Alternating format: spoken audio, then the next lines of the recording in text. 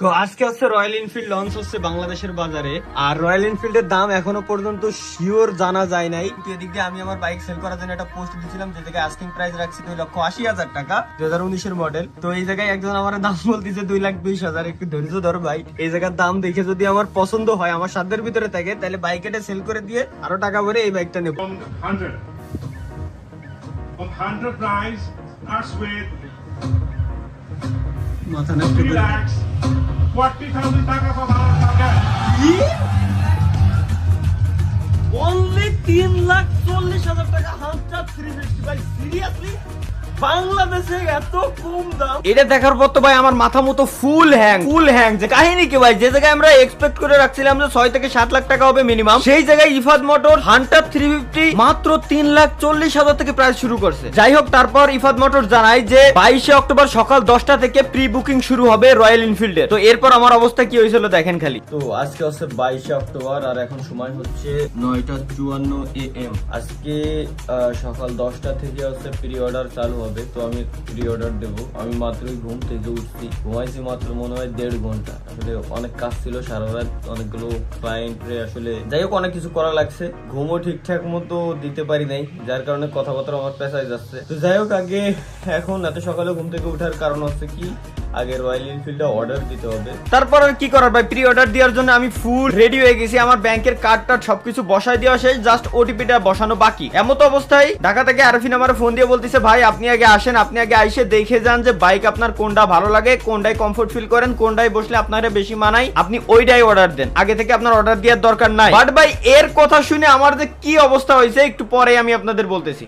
যাই হোক, ঠিক তখনই ওর কথা শুনে আমি আর আমার বন্ধু দুজন মিলে বাড়ি থেকে ডাইরেক্ট ঢাকার উদ্দেশ্যে রওনা দিই। আর ঢাকার উদ্দেশ্যে রওনা দেওয়ার পরে যখন ইফাদ মোটরসের সামনে আসি, এটা হচ্ছে তেজগাঁওর ভিতরে অবশ্য, ভাই সামনে আইসে যখন দেখি যে এত পরিমাণ গাড়ি, পুরো ভিড় লেগে গেছে, নড়ার জায়গা নাই, নড়তে পারতেছি না, তখন আসলে আমি বুঝতে পারছিলাম যে বাইকের জন্য বাংলাদেশের মানুষের কি পরিমাণ টান। আমি আজ পর্যন্ত দেখি নাই শুধুমাত্র বাইক কেনার জন্য এত পরিমাণে ভিড় হইতে পারে কোন একটা শোরুমের সামনে। তো যাই হোক, এই জায়গা যেহেতু সবাই সিরিয়াল দিয়ে দাঁড়াইছিল, তো আর কি করবো ভাই, আর বেশি দেরি করি নাই। আমি আর বন্ধু দুজন মিলে তাড়াতাড়ি যায় সিরিয়ালে দাঁড়াই পড়লাম। 2 ঘন্টা লাগবে মিনিমাম। যাই হোক, লাইনে দাঁড়াই থাকতে থাকতে বোরিং হয়ে যাচ্ছিলাম, তাই আর কি করবো, একটা সিগারেট আইসক্রিম খেলাম আর কি, মাথা মতো ঠান্ডা করার জন্য। এই আর কি, গরমে মাথা মুথ তাই মাথা ঠান্ডা করার ট্রাই করছি। ভাবছিলাম যে আসবো, দেখবো, ব্যাস আবার বাড়ির দিকে রওনা দেবো। কিন্তু ভাই 200 কিলোমিটার পাড়ি দিয়ে আসছে, যেরকম সিরিয়াল দিয়ে লাগা। যাই হোক, এরপর পরে দেখলাম এখানে অনেকগুলো বাইক পার্কিং করা, তার ভিতরে লিফান K19। এই বাইকটা আসলে একসময় আমার চয়েস লিস্টে ছিল। আমি ভাবছিলাম যে ক্রুজার বাইক নেবো আমার বাইকটা সেল করে। বাট ভাই রয়্যাল এনফিল্ড যখন ভাই লঞ্চ করার কথা শুনছি, তারপর থেকে আমি সব বাইকের কথা মাথার উপর থেকে জানিয়ে ফেলছি। একমাত্র মাথায় শুধু ঘুরতেছিল যে আমি রয়্যাল এনফিল্ড নেবো, অন্য কোনো বাইক নেবোই না। সিরিয়ালে দাঁড়াইতে দাঁড়াইতেই ওমা কিছুক্ষণ পরেই ঈশান ভাই আর মহিব ভাইয়ের সাথে দেখা হয়ে গেল। ভাই কাহিনী কি, হঠাৎ করে ইন্দ্রা দুজন এই জায়গায়। পরে কথাবার্তা বলে যেটা বুঝলাম যে উনরা এই জায়গায় এসে একটা ভিডিও বানাইতে, এবং উনার বাসা এই জায়গায়, উনরা তেজগাঁওরই স্থানীয়। পরবর্তীতে ভাইয়ের সাথে একটু আড্ডা দিলাম। ভাই রয়্যাল এনফিল্ডের শোরুমের সামনে দাঁড়ায় একটা ভিডিও বানাইলো, এবং আমি আবার চলে গেলাম সিরিয়ালে, কারণ এমনিতেই লোকজন প্রচুর পরিমাণে জ্যাম। এই জায়গায় কোনো কোটিপতি আসলেও সিরিয়াল ভঙ্গ করার কোনো সিন নাই, যেই আসুক না কেন সিরিয়াল মেইনটেইন করে এরপরে ভিডিও ঢোকা লাগতেছে। ওয়েট, এই ফুটেজটা আসলো কয়েন তো বুঝলাম না। কিরে দাদেম, তুই রাশিয়ানকে ফুটেজ পালি কোন রে বাড়া? বন্ধু নেক্সট সিরিয়াল আমরা কতটা ভালো লাগছে, 2 ঘন্টার জার্নি। যাই হোক, অপেক্ষার পালা শেষ, দেখতে পারবো এখন আমার সেই স্বপ্নের বাইক রয়্যাল এনফিল্ড। যাই হোক, শোরুমে ঢোকার পরই সর্বপ্রথম আমার নজর গেছে ভাই ক্লাসিক 350-র দিকে। তো এখন আমরা একটু ঘোরাফেরা করবো এবং বাকি বাইকগুলো দেখে আসবো যে কোন জায়গায় রাখা বা কি দেখি। এখানে লোকেশন তো আমি কিছুই জানি না, কারণ ফার্স্ট টাইম ঢুকলাম, এবং আমি শুধু একা না, বাকি যারা ঢুকছে তারাও ফার্স্ট টাইমে ঢুকছে। বাট কারো না কারো হেল্প তো আমাদের অবশ্যই নিতে হবেই। পাশে রাখা ছিল বুলেট 350। তো আমি ভাবলাম যেহেতু আমি ঢুকেই পড়ছি, সুতরাং একবার একটা ট্রায়াল দিয়েই দেখি যে বুলেটের উপরে বসতে কেমন লাগে। কিন্তু ভাই সব থেকে বড় সমস্যা হলো, এর উপরে আমি বসতে ঠিকই পারছি, কিন্তু এখানে ডাবল স্ট্যান্ড বসানো ছিল, এবং একই সাথে বাইকটা স্টার্ট করে আমি আওয়াজ শোনার কোনো সুযোগ নাই যে আমি স্টার্ট করে দেখবো যে কেমন আওয়াজটা কেমন, এই টাইপের কোনো সুযোগই আমাকে দেওয়া হয় নাই। কিন্তু পরবর্তীতে শোরুমের একজন ভাই যিনি আমার ভিডিও দেখেন, ওই ভাই আমার বললো যে ভাই এটা জাস্ট হচ্ছে দেখার জন্য রাখে দেওয়া, তো আপনাদের বসার জন্য এবং চালানোর জন্য আলাদা একটা স্পেস আছে গ্যারেজের ভিতরে, এখানে গাড়ি রেখে দেওয়া, ওইখানে আপনারা গিয়ে গাড়ি স্টার্ট করে দেখতে পারবেন, বসতে পারবেন, সবকিছুই করতে পারবেন। ভাইয়ের সাথে তো ঘুরে ফিরে সবকিছু দেখতে যাবোই, বাট তার আগে যেহেতু ক্লাসিক 350 সবার আগে আমার নজর গেছিল ওইটার উপরে, বাট ভিড় বেশি দেখে তখন আমি চান্স না পাইলেও এখন দেখছি যে এখন একটু ফ্রি হয়েছে, এখন আমার সর্বপ্রথম বসে দেখা উচিত যে কেমন কি দেখি ফিল। কারণ আমার টার্গেট হচ্ছে দুইটা, এক হচ্ছে ক্লাসিক 350 এবং দ্বিতীয় হচ্ছে মিটিওর 350। এই দুইটার ভিতরে যেটাই বসে আমার বেশি ভালো লাগবে এবং যেটার লুকিংটা জোস লাগবে ওইটাই আমি নিব। কিন্তু মেইন কথা হচ্ছে কি, আমার বাইক কিনতে যাওয়ার আগে থেকেই আমার মাথার ভিতরে ছিল যে আমি নিলে নেব ক্লাসিক 350। তো এখানেও আসার পরে দেখলাম প্রচুর পরিমাণে মানুষ সিরিয়ালে লাগাই রাখছে ভাই, মানে আমি ভাবতেছিলাম যে সিরিয়াল পাইতে পাইতে আজকে রাত না হয়ে যায়। তো যাই হোক, দেখা যাক যে কখন সিরিয়ালটা পাই। যে করে হোক আমার বাইকের উপরে বসে বাইকটা রিস্টার্ট দিয়ে দেখতেই হবে যে আসলে কোনটাই আমার বেশি ভালো লাগে, কোনটাই আমি কমফোর্ট ফিল করি। কমফোর্ট ফিল করার কথা এখানে আমি কেন বলতেছি, কারণ বাইক চালাইলে তো ভাই আপনি যে কোনো বাইকই চালাইতে পারবেন, কোনো সমস্যা নাই, বাট এখানে বাইকের সাথে আপনার হাইটের একটা ব্যাপার স্যাপার থাকে। আমার GSX-R হচ্ছে 780 mm, যেটা আমার হাইটের সাথে ফুল পারফেক্ট একটা বাইক, যেটা আমি কন্ট্রোল করতে পারি, জায়গায় ঘুরাইতে পারি, যে কোনো কিছু করতে পারি, নড়াই চড়াই সবকিছু নিয়ে বেড়াইতে পারি, কোনো প্রবলেমই হয় না, ঠিক আছে। বাট ভাই যেহেতু রয়্যাল এনফিল্ড বাংলাদেশে একেবারে নতুন এবং এটার হাইটের সাথে আমার হাইট যাবে কিনা ঠিকঠাক মতো সবকিছু দেখতে হবে, বিচার বিবেচনা করে দেন হচ্ছে আমার ডিসিশন নিতে হবে। যাই হোক, সর্বপ্রথম ট্রায়াল আমি দিছিলাম হচ্ছে এইখানে মিটিওর 350-তে। এটার সাউন্ড টাউন, এক্সস্টের সাউন্ড কেমন, এরপর আমার হাইটের সাথে যায় কিনা সবকিছু আসলে ঠিকঠাক করে দেখতেছিলাম। কারণ এই বাইকটা হচ্ছে রয়্যাল এনফিল্ডের সম্পূর্ণ ক্রুজার একটা বাইক, বাকিগুলোও ক্রুজার বাইকই, বাট এটাই হচ্ছে সব থেকে, মানে এক কথায় বলা যায় রয়্যাল এনফিল্ড এটা ক্রুজার বাইক হিসেবেই বানাইছে, অন্য কোনো কারণই নাই, ওদের এটা ক্রুজার বাইক হিসেবেই বানাইছে।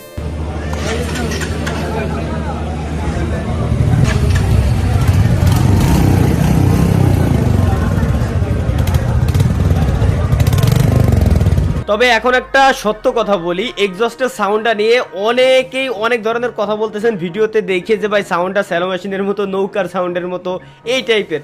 বাট ভাই অরিজিনালি সাউন্ডটা টোটালি ডিফারেন্ট এবং ভিডিওতে টোটালি ডিফারেন্ট। অরিজিনালি শুনতে অনেক বেশি জোস লাগে।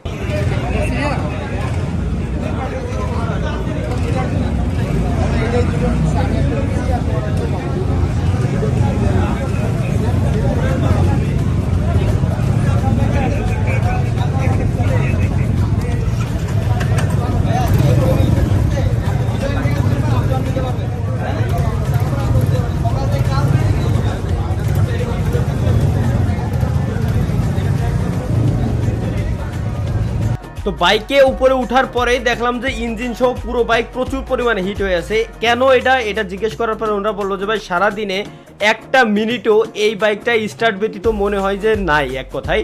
তো একজন নামছে একজন উঠছে, একজন নামছে একজন উঠছে, স্টার্ট দিচ্ছে, এইভাবে সারাদিন চলতেই আছে, যার কারণে বাইকটা প্রচুর পরিমাণে হিট। আর যেহেতু গ্যারেজের ভিতরে এসির কোনো ব্যবস্থা নাই, যার কারণে আসলে বাইরে যদি থাকতো, যেহেতু এটা এয়ার কুলিং, বাইরে থাকলে আসলে বাতাসে ওই গরমটা কাটে যেত, বাট ভিতরে যেহেতু আর এই গরমটা নাকি সরে নাই, যার কারণে আসছে অতিরিক্ত হিট হয়ে রয়েছে।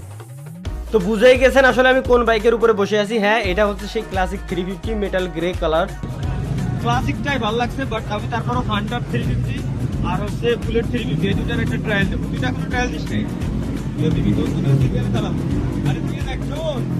এরপর হান্টারের উপরে উঠলাম। হান্টারের উপরে এটি স্টার্ট দিয়ে যখন আমি দেখলাম ভাই বাইকটা, সর্বপ্রথম কথা হচ্ছে প্রচুর পরিমাণে হালকা আর এত জোস যে ভাই বলে বোঝানোর মতো না, ঠিক আছে। মানে এত হালকা বাকি বাইকগুলোর থেকে যে ভাই আমি বলে বোঝাইতে পারবো না, যার কারণে হচ্ছে সব থেকে বেশি ভিড় ছিল হচ্ছে হান্টার 350 এবং ক্লাসিক 350 দুই জায়গায়।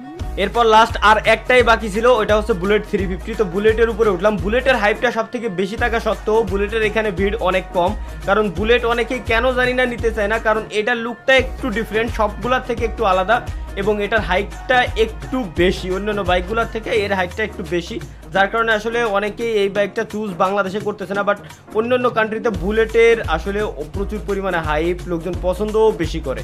এখানে চারটা বাইক রাখা আছে, হান্টার, এটা হচ্ছে বুলেট 350, ক্লাসিক 350, আর ওই সাইডে হচ্ছে আরেকটা, চারটা, ঠিক আছে।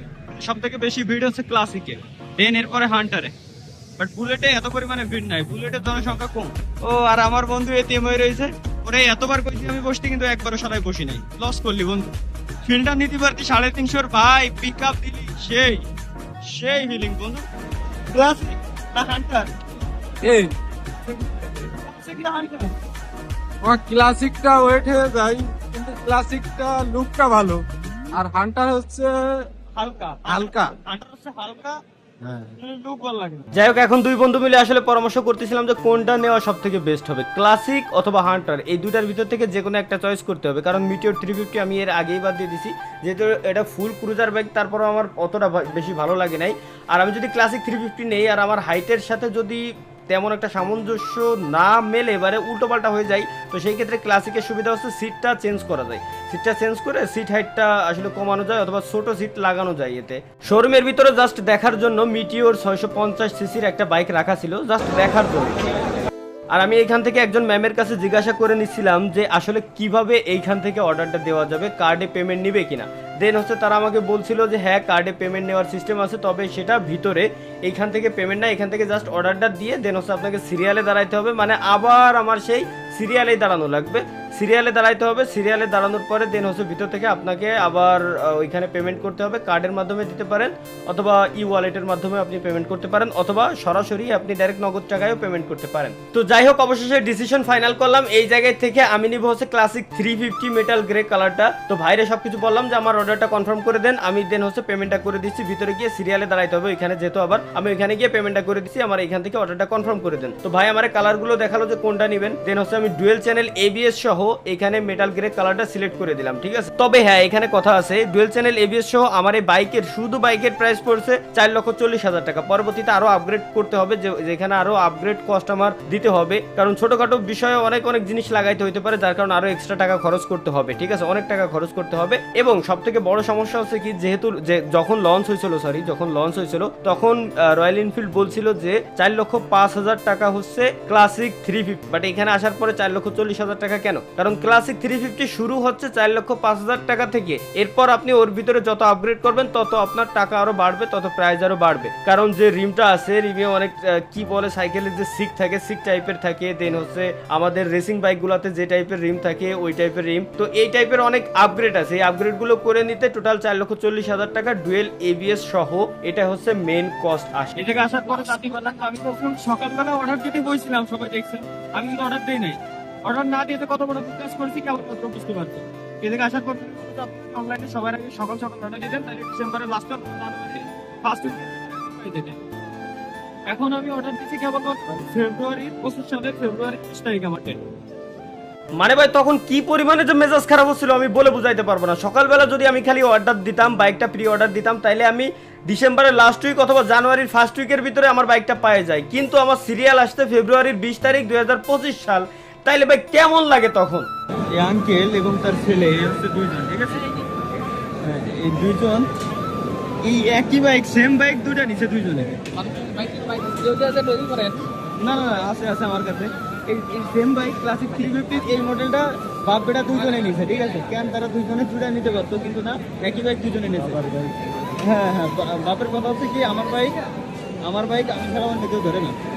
কি সিস্টেম ভাই, জোস আঙ্কেলের চয়েস। যাই হোক, আর কি করার, তখন 25,000 টাকা অ্যাডভান্স দিয়ে আসলে প্রি বুকিংটা করেই দিলাম। তারপর রয়্যাল এনফিল্ড থেকে হাতে আমার একটা আমলনামা ধরাই দিল, এটা নিয়ে বাইকটারে নিতে আসতে হবে। মানে মজার ব্যাপার হচ্ছে, আমি অর্ডার দিয়ে বেরোচ্ছিলাম, সাথে সাথে আমার কাকার সাথে দেখা হয়ে গেল, উনিও বেরোচ্ছিল অর্ডার দিয়ে দুইজনই, মানে কোইন্সিডেন্স। তা বন্ধু, কোইন্সিডেন্স, দুজনই একসাথে চাচাবাতিতে দেখা হয়ে গেল, দুজনই তাও আবার মডেল হচ্ছে। তো সমস্ত প্রসেস আমাদের শেষ হয়ে গেছিল, এখন হচ্ছে আমাদের বেরোয় যাওয়ার সময় ছিল। কিন্তু ভাই রাত যত বাড়তেছিল, মানুষের এত পরিমাণে ভিড় যে ভাই বলে বুঝাইতে পারবো না। বাইরে বেরোনোর পরে দেখি আরো এখনো সিরিয়াল রয়েই গেছে। তবে আর একটা কথা হচ্ছে কি, আমি লবণ কোম্পানির একটা গাড়ি কিনতে চাইছিলাম, FZ-X, যেটার উপরে একটা পিকচার তুলে আমি আপলোডও করছিলাম অবশ্য।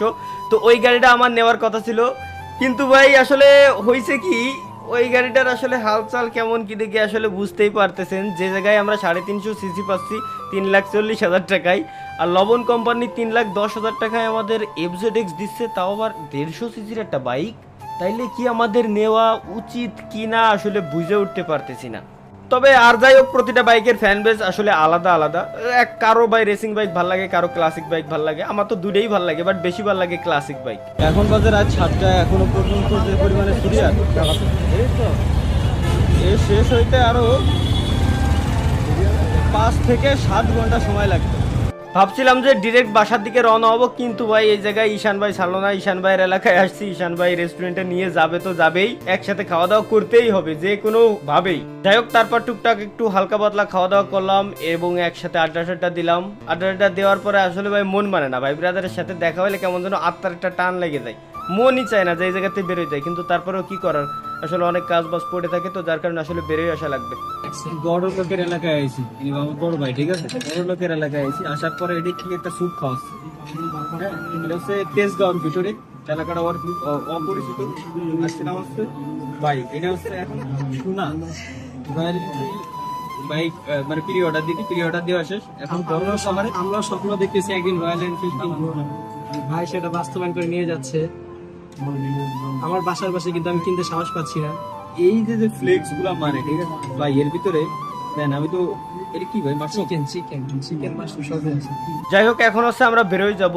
আর এইবার হচ্ছে আমি যখন ঢাকা আসছিলাম, ঢাকায় আসার সময় আমি আমার জিএসএক্সআর নিয়ে আসি নাই, আমি আমার দুলাভাইয়ের বাইকটা নিয়ে আসছিলাম, যে আসলে একটু কমফোর্টে যাই দেখি আসলে কেমন লাগে অন্য বাইক চালাইতে, অন্য বাইক চালাই ঢাকার ভিতরে। এবার আমি কিন্তু আমার কিন্তু ভাই এই বাইকটা আনার পরে কি যে প্যারা আমার খাওয়া লাগছে, প্যারা হচ্ছে শুধুমাত্র এক জায়গায়। রাত্রে যখন ব্যাক করতেছিলাম, এটা হচ্ছে হোন্ডা বাইক, আর হোন্ডা বাইকের হেডলাইট আমি জ্বালাইতে পারতেছিলাম না, এর হেডলাইট জ্বলে তো না, জ্বলেই না, আমি ভাবছিলাম যে হেডলাইট নষ্ট। এই গাড়ির হেডলাইট জ্বালাতে পারতেছিলাম না, দেন হচ্ছে ধুলোভাইরে কল দিলাম, ধুলোভাইরে কল দেওয়ার পরে ধুলোভাই টেকনিক শিখিয়ে দিল এই গাড়ির হেডলাইট জ্বালানো। বন্ধু চালা, এইখানে যে ডিপার মারি না আমরা যেটা দিয়ে, এটারে সাইপে ধরে রাখে গাড়ি স্টার্ট দিতে হবে, এবার সাইপে ধরে রাখতে হবে, এবার জ্বল, এই হচ্ছে হেডলাইট জ্বল। আরে টেকনিক রে ভাই, এটা হচ্ছে হোন্ডা হর্নেট গাড়ির সিস্টেম। চলো ভাই, ঠিক আছে, চলো। এই ছিল হচ্ছে আমাদের আজকের ভিডিও কেমন লাগছে কমেন্ট বক্সে জানাইতে ভুলবেন না। আর এরকম ইউনিক ব্লগ পাইতে চাইলে অবশ্যই চ্যানেল সাবস্ক্রাইব করে রাখতে হবে, এবং আমাদের যে নতুন ফেসবুক পেজ মাস্ট বি ভাই ফলো করে রেখে দিন। তো দেখা হচ্ছে পরবর্তী ভিডিওতে। তবে তার থেকে বড় কথা হচ্ছে আমার সেম পাঞ্জাবি কেমনে পরা, আমি শুধু ব্লগের লাস্টে এন্ডিংটা দেওয়ার জন্য পাঞ্জাবিটা পরেছি না ভাই, এটা হচ্ছে 22 তারিখে শুট করা আমার ভিডিও, আর আমি মাত্র এডিট করতেছি, আমার এডিট প্রায় শেষ। আজকে অবশ্য প্রিমিয়ার প্রো ইউজ করতেছি না। আর আজকে শুক্রবারে নামাজ শেষে এখনো পর্যন্ত আমি পাঞ্জাবি খুলি নাই, আর এখন বাজে হচ্ছে রাত 12টা, এখন পাঞ্জাবিটা খুলে যাব ঘুমাইতে, যার কারণে ভাবলাম আসলে ব্লগের এন্ডিং আসলে এই করে। তো এই হচ্ছে ভাই মেন কাহিনী। ধন্যবাদ সবাই রে, ভালো থাকবেন, সুস্থ থাকবেন, আল্লাহ হাফেজ। আরেকটা কথা, যতদূর যা বুঝলাম ভাই, রয়্যাল এনফিল্ড বাইক চালাইতে হইলে আসলে ভাই স্বাস্থ্যবান লোক বেশি ভালো মানে, এটা হচ্ছে মেন কথা, ঠিক আছে? তাই ভাবলাম যে আমার হাতে যেহেতু 5টা মাস সময় আছে, দেখি ট্রাই করে স্বাস্থ্যবান হওয়া যায় কিনা। এখন আমার ফেসটা সবাই দেখে রাখে, ওইটা আমি 0.5x করে দিই। হ্যাঁ, এখন আমার ফেসটা একটু ভালো করে দেখে রাখেন, 5 মাস পরে দেখি যে আমার ফেস কাটিং সব চেঞ্জ হয় কিনা, আমার শেপ টেপ জটা পরিবর্তন হয় কিনা, 5টা মাস পরে দেখা যায়। এই কয় মাস খালি হাঁসের ডিম খাবো।